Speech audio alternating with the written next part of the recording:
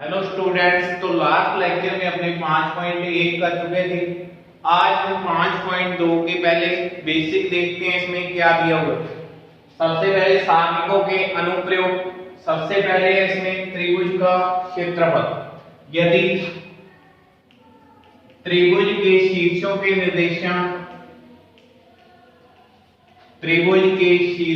निर्देशांक क्रमशः x1 y1 x2 y2 तथा x3 y3 दिए हैं। यदि त्रिभुज के शीर्षों के निर्देशांक दिए होंगे x1 y1 x2 y2 x3 y3, तो त्रिभुज का क्षेत्रफल किस सूत्र से ज्ञात कर सकते हैं हम? तो त्रिभुज का क्षेत्रफल इक्वल में 1/2 x1 y2 minus y3 plus x2 y3 minus y1 plus x3 y1 minus y2। फॉर्मूले को याद कैसे रखेंगे? x x x तीनों जगह क्या है? x ही है, यहाँ ब्रैकेट में y y। पहले 1 2 3 2 3 1 फिर 3 1 2, इस प्रकार से 1 2 3 ये है। पहले तो 1 2 3 फिर 2 3 1 फिर 3 2 3 1 2, इस प्रकार से। ठीक है। अगर सारणिक के रूप में निकालना हो इसका, सारणिक के रूप में देखते हैं त्रिभुज का क्षेत्रफल।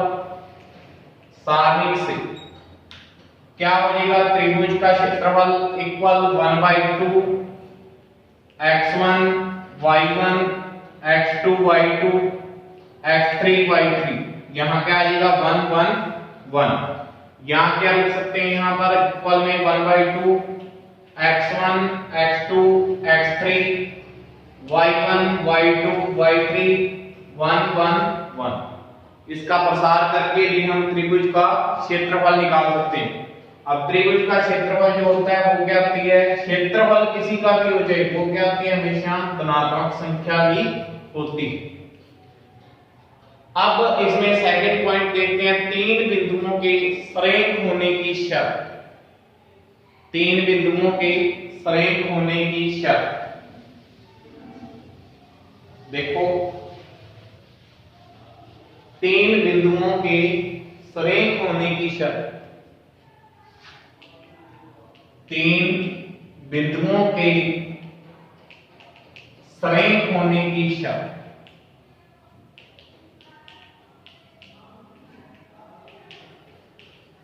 तीन बिंदु दिए हैं, ये इसको मान लेते हैं ए बिंदु x1 y1, इसको मान लेते हैं b x2 y2, इसको मान लेते हैं। उसने बोल दिया ये तीन बिंदु सरेख। अगर तीन बिंदु सरेख हो तो उनसे बनने वाले त्रिभुज का क्षेत्रफल क्या होगा? शून्य होगा। कितना होगा? 0 या 0।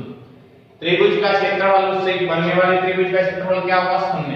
1/2 x1 y1 1 x2 y2 1 x3 y3 1 equal में 0। ये इसका फॉर्मूला पहले भी बताया मैंने फर्स्ट में। अब ये 2 यहां पर भाग में इधर गुणा में चला जाएगा, 0 के तो 0 हो गया। तो यहां से क्या आ जाएगा हमारे पास? x1 y1 1 x2 y2 1 x3 y3 1 equal में 0। ये किसकी शर्त है? तीन बिंदुओं के सरेख होने की शर्त। अब इसके बाद देखते हैं, इसके बाद देखते हैं हम दो बिंदुओं से गुजरने वाली रेखा का समीकरण। दो बिंदुओं से गुजरने वाली रेखा का समीकरण। दो बिंदुओं से गुजरने वाली रेखा का समीकरण।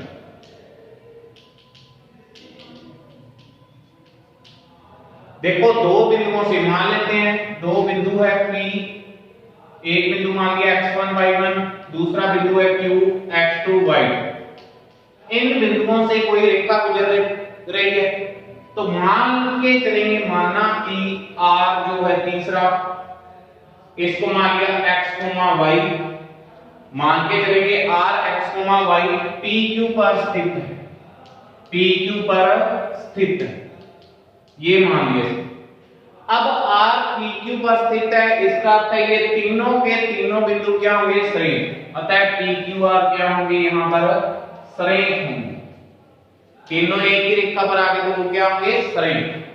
सरेख है तो इनसे बनने वाले त्रिभुज का क्षेत्रफल यहां पर क्या होगा, इसमें हमारे पास xy1 x1 y1 1 x2 y2 1 equal में 0, जो यहां पर 1/2 होगा वो 2 गुना में जाके, ये कंडीशन याद रखो। फर्स्ट आपको बता दिया त्रिभुज का क्षेत्रफल, फिर तीन बिंदुओं के सरेख होने की शर्त बता दी, और अब दो बिंदुओं से गुजरने वाली रेखा का समीकरण। नेक्स्ट देखते हैं, इसमें आप इसमें देखेंगे रेखिक समीकरण निकाय का हल। अब किसका हल देखेंगे, रेखिक समीकरण निकाय का हल किसके प्रयोग से, सारणिक के प्रयोग से। रेखिक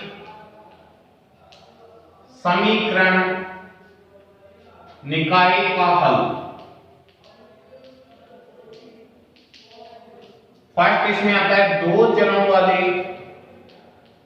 रेखिक समीकरण निकाय का हल, किसके प्रयोग से, सारणिक के प्रयोग से। देखेंगे सारणिक के प्रयोग से, और रूल इसमें कौन सा चलेगा, पहले क्रैमर नियम, क्रैमर नियम इंपॉर्टेंट रूल है, क्रैमर नियम। देखो हमारे पास यहां पर दो इक्वेशन दी हो, कितनी इक्वेशन होगी, दो इक्वेशन होगी, किस प्रकार से होगी, जैसे a1x प्लस b1y इक्वल में दिया है d1, इसको दे देंगे इक्वेशन नंबर फर्स्ट। दूसरा दिया है a2x प्लस b2y इक्वल में d2, इक्वेशन सेकंड। दो चार राशियां दी होगी xy, इसमें xy, यहां पर वैल्यू दी होगी a1 a2 b1 b2 और d1 d2 की जगह कोई भी वैल्यू दी होगी। अब हमें इससे x और वैल्यू और y की वैल्यू फाइंड करनी है, x और y की वैल्यू। तो x इक्वल क्या होगा, यहां पर डेल्टा 1 अपॉन में डेल्टा, y इक्वल क्या होगा, डेल्टा 2 अपॉन में डेल्टा। अब देखो इनकी वैल्यू कैसे निकालोगे, डेल्टा 1 डेल्टा 2 और डेल्टा 2। तो डेल्टा की वैल्यू निकालनी है, तो देखो सिंपल सी बात याद रखोगे, डेल्टा के साथ कोई चर राशि, तो ये यहां पर अचर पद वाला मान छोड़ के बाकी मान लिखोगे, जैसे इसका गुणांक है a1 a2 b1 b2, ये इसकी वैल्यू होगी डेल्टा, डेल्टा 1 की। देखो सबसे पहले आएगा इसमें ये अचर पद डेल्टा 1, इसका अर्थ है ये x की वैल्यू वाला है, तो x के मान को छोड़ देना, x के गुणांकों को a1 a2, तो पहले यहां पर आ गया d1 d2, फिर इसके गुणांक y के b1 b2। इसकी ट्रिक बताऊंगा उसके बाद कैसे याद रखनी। फिर डेल्टा 2 इक्वल में d1 d2 यहां पर पहले है, उसके बाद सेकंड नंबर d1 d2, और यहां पर हमारे पास क्या आएगा, ये y की वैल्यू है, y की मान निकालने डेल्टा 2 से, तो y वाले ये गुणांक नहीं आएंगे, क्या आएगा a1 a2। अब देखो सिंपल सी बात याद रखोगे, डेल्टा में तो क्या आते हैं, चर के गुणांक, डेल्टा में क्या आएंगे, चर के गुणांक, x और y के गुणांक। डेल्टा 1 में जो यहां पर अचर है वो सबसे पहले, फिर उसके बाद जो y का गुणांक। डेल्टा 2 में जो ये है ये ट्रांसफर हो जाएगा दूसरे नंबर, बाकी सबसे पहले फिर इसमें क्या आ गया, x का। इस प्रकार से दो चरों वाले रेखिक समीकरण निकाय को आप हल करोगे इस रूल द्वारा, क्रैमर रूल। अब तीन चरों वाला देखते हैं, तीन चरों वाले,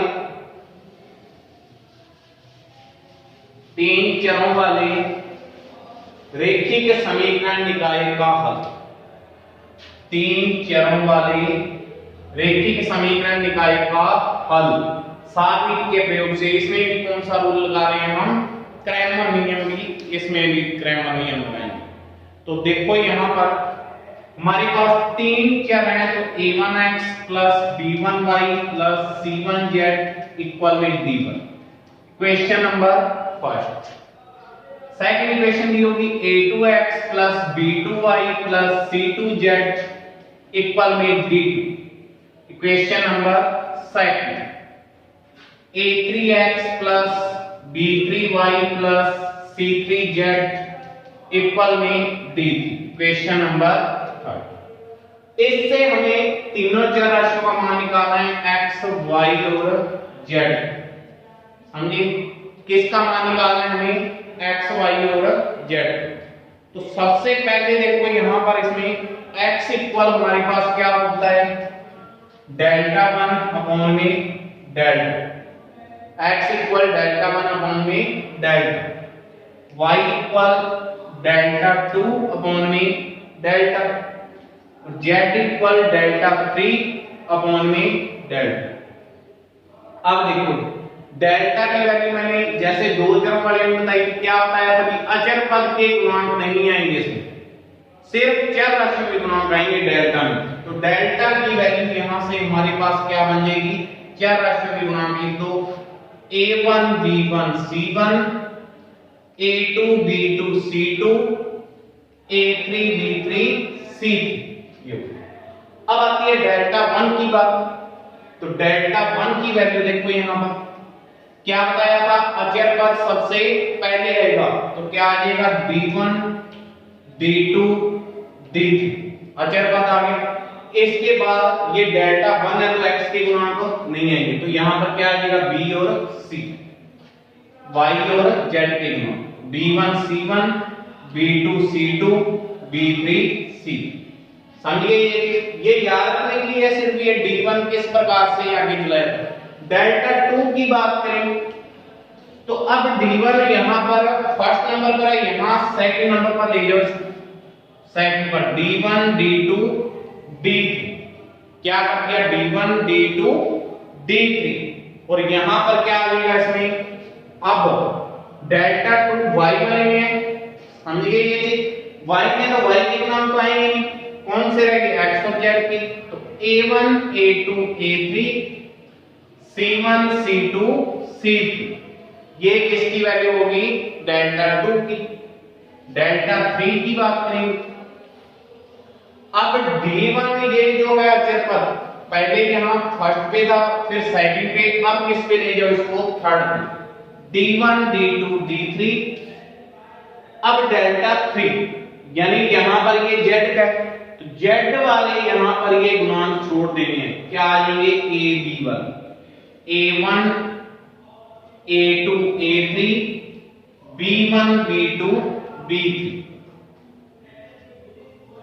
b1 b2 b3। इस प्रकार से आप क्रैमर नियम द्वारा x y और z की वैल्यू ज्ञात करोगे जब कितनी चर राशियां होंगी हमारे पास, तीन चर राशियां। अब इसके बाद नेक्स्ट देखते हैं इसमें। अब इसमें एक चीज और नोट करोगे, यदि कंडीशन देखो इसमें क्या हो जाएगी, यदि डेल्टा इक्वल है 0 के, फर्स्ट कंडीशन क्या होगी, यदि डेल्टा इक्वल है 0 के, कंडीशन है delta 1 not equal 0, delta 2 not equal 0 और डेल्टा 3 नॉट इक्वल 0। समझ गए ये चीज, सिर्फ डेल्टा 0 के इक्वल है, बाकी कोई भी 0 के इक्वल नहीं है, तो इस समीकरण निकाय का कोई हल नहीं होगा, कोई हल नहीं होगा। और जो दिए गए समीकरण है ये क्या कहलाएंगे, विरोधी समीकरण। कौन से समीकरण, विरोधी समीकरण कहलाएंगे। अब यदि डेल्टा इक्वल है 0 के, यदि डेल्टा इक्वल है 0 के और डेल्टा 1 डेल्टा 2 डेल्टा 3 में से कोई भी एक शून्य है, कोई भी क्या है, शून्य है, तो उस समीकरण निकाय के कितने हल होंगे, अनंत। देखो फर्स्ट कंडीशन क्या बता दी, डेल्टा इक्वल है 0 के, ये तीनों नॉट इक्वल है 0 के, तो कोई हल नहीं होगा और समीकरण निकाय जो दिया होगा वो विरोधी समीकरण कहलाएंगे। ठीक है जी। यदि डेल्टा इक्वल है 0 के, डेल्टा 1, डेल्टा 2, डेल्टा 3, इनमें से कोई भी एक, इनमें से कोई भी एक शून्य है, कोई भी एक क्या है, शून्य है, तो इसके अनंत हल होंगे। तो इसके कितने हल होंगे, अनंत हल। इन तीनों में से कोई भी एक शून्य के बराबर आ गया और ये डेल्टा इक्वल है 0 के, इसके हल क्या होंगे, अनंत हल। थर्ड कंडीशन हमारे पास क्या रहेगी, यदि डेल्टा नॉट इक्वल है 0 के, डेल्टा 0 के इक्वल नहीं है, तो समीकरण निकाय के अद्वितीय हल, समीकरण निकाय के अद्वितीय हल, अद्वितीय हल। समझिए फर्स्ट कंडीशन डेल्टा इक्वल है 0 के, ये तीनों नॉट इक्वल 0 के, तो इसका कोई हल नहीं होगा, जो समीकरण निकाय दिया है वो विरोधी समीकरण। सेकंड कंडीशन डेल्टा इक्वल है 0 के, तीनों में से भी कोई एक शून्य है, तो उसके अनंत हल होंगे। यदि डेल्टा नॉट इक्वल है 0 के, तो आपने कुछ नहीं देखना, उसके क्या होंगे, अद्वितीय। अब देखिए आव्यूह सिद्धांत द्वारा समीकरण निकाय के हल, किस सिद्धांत द्वारा, आव्यूह सिद्धांत द्वारा। सेकंड इसमें आता है आव्यूह सिद्धांत द्वारा समीकरण निकाय के हल। आव्यूह सिद्धांत की सहायता से समीकरण निकाय के हल, समीकरण निकाय के हल। देखो जैसे ये दिया है हमारे पास, तीन चर राशियां दी, क्या दिया है, a11x, b11y, c11z इक्वल में d1, ये देखते हैं। यहां इसको यहां पे इस प्रकार से लिख लेते हैं, a11x, a12y और b a13z इक्वल में यहां b मान लेते हैं। ये देखते हैं simple, a21x plus a22y plus a23z equal में b2, a31x plus b31y plus c31z equal में b3, ये दिए। तो आप इसको आव्यूह सिद्धांत द्वारा किस प्रकार से हल करोगे, क्या लिखोगे, यहां पर a11, a12, a13, a21, a22, a23, a31, a32, a3। तीन चरों के लिए बताता हूं, दो के लिए आप कर लोगे, सिंपल सी चीज है, इसमें कोई दिक्कत वाली बात नहीं। यहां क्या आएगा, x y z जितनी चर राशि इक्वल में क्या आ गया, b1, b2, b3। समझिए ये देखो, इसका मल्टीप्लाई करें तो ये कंडीशन बनेगी हमारे पास, इसका मल्टीप्लाई करें तो हमारे पास ये तीन समीकरण बनेंगे। इसको मान लेते हैं a इक्वल, इसको किसके इक्वल मान लेते हैं, कैपिटल A, इसको मान लेते हैं कैपिटल X और इसको मान लेते हैं कैपिटल B। ये हम मान लेते हैं, तो यहां से क्या बनेगा, ax इक्वल में कैपिटल B, ax इक्वल में कैपिटल B। अब यहां से आप क्या करोगे, इसमें ये वैल्यू लिख लोगे, a का मान जो भी है, ये a11 वाला, x की वैल्यू भी लिख लोगे x y z, और कैपिटल B की वैल्यू भी लिख लोगे b1, b2, b3। यहां आ गया इसमें x y z और a11, a12, a13। ये चीजें लिखने के पहले क्या ज्ञात करोगे, साबिक a ज्ञात करोगे। क्या ज्ञात करेंगे, साबिक a ज्ञात करेंगे। यदि साबिक a नॉट इक्वल है 0, यदि साबिक a नॉट इक्वल है 0, यदि साबिक a नॉट इक्वल है 0, तो ही a इनवर्स का अस्तित्व होगा, तो ही a इनवर्स का अस्तित्व होगा, नहीं तो a इनवर्स का अस्तित्व नहीं होगा। समझिए ये चीज। इतना करने के बाद जो ये समीकरण, इसको फर्स्ट मान लेते हैं, जो ये समीकरण दिए इसको किससे गुणा करना है जी? ए इनवर्स से। किससे गुणा करेंगे इसको? A inverse. तो समीकरण एक को, दोनों पक्षों को ए इनवर्स से गुणा करें। ए इनवर्स से गुणा करें। तो देखो भी इनको ए इनवर्स से गुणा करते हैं तो यहां पर हमारे पास क्या है? A inverse into ax equal में ए इनवर्स बी। और सारे ए नॉट इक्वल है 0 पे तो ये ए इनवर्स का अस्तित्व होगा। ए इनवर्स आपको व्युत्क्रमणीय आव्यूह आपको निकालना बताया हुआ है। पहले उसके सहखंड निकाल लो, सहखंडों का मैट्रिक्स बना लो, फिर उसका क्या कर दो? ट्रांसपोज। तो वो किसकी वैल्यू आती है? एडजॉइंट ए की। तो ए इनवर्स इक्वल क्या आता है? 1/a का सारणिक इनटू में एडजॉइंट। तो यहां पर ये आ गया। अब इसका मल्टीप्लाई करते हैं, a इनवर्स इनटू a। आपको बताया हुआ है कोई भी फलन है या आव्यूह है, ठीक है, कोई भी मान है, उसका व्युत्क्रमणीय आव्यूह से गुणा करेंगे तो हमारे पास क्या प्राप्त होता है? इकाई मैट्रिक्स I। तो Ix इक्वल में क्या आ गया? a inverse b। अब I का यानी इकाई मैट्रिक्स का किसी के साथ भी गुणा होता है तो हमारे पास वो ही वापस आ जाता है। ये प्रॉपर्टी मैंने आपको बताई है। तो x इक्वल क्या आ जाएगा? a inverse b। इस प्रकार से आप अचर पद, जो ये चर राशियां दी है, चर राशियां सॉरी x y z, इनकी वैल्यू ज्ञात है। अब देखो इसमें क्या बताया था आपको। सबसे पहले ये इक्वेशन दी होगी इस प्रकार से। यहां पर ये अचर पद जो भी है, यहां पर गुणांक x y z के वो लिखोगे, यहां पर जो चर राशियां वो लिखोगे, यहां पर जो इक्वल में वैल्यू अचर पद वाली दी है वो लिखो। उसके बाद इसको जैसे मान लिया हमने कैपिटल ए, इसको कैपिटल एक्स और इसको कैपिटल, इनकी वैल्यू अलग अलग लिख लोगे। फिर देखोगे सारणिक ए नॉट इक्वल है 0 के या नहीं। अगर तो नॉट इक्वल है 0 के तो ए इनवर्स का अस्तित्व होगा, नहीं तो ए इनवर्स का अस्तित्व नहीं होगा। वहीं पर ये आप क्वेश्चन छोड़ दो, बी ए इनवर्स का अस्तित्व नहीं होगा। और अगर नॉट इक्वल है 0 के तो ए इनवर्स का अस्तित्व होगा। उसको सोल्व करोगे, ए इनवर्स की वैल्यू आपको बताइए।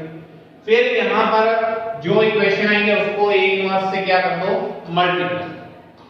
किसी भी संख्या का उसके व्युत्क्रमणीय आव्यूह से गुणा करते हैं तो हमारे पास इकाई मैट्रिक्स प्राप्त होती है, ठीक है, इक्वल में। और इकाई मैट्रिक्स का किसी के साथ गुणा करते हैं तो हमें क्या प्राप्त होता है? वही आव्यूह वापस प्राप्त होता है। तो x इक्वल इस प्रकार से वैल्यू दिया है। और इसमें ये कंडीशन जरूरी है कि सारणिक ए क्या होना चाहिए? Not equal 0। अब इसके क्वेश्चन नेक्स्ट लेक्चर में देखेंगे।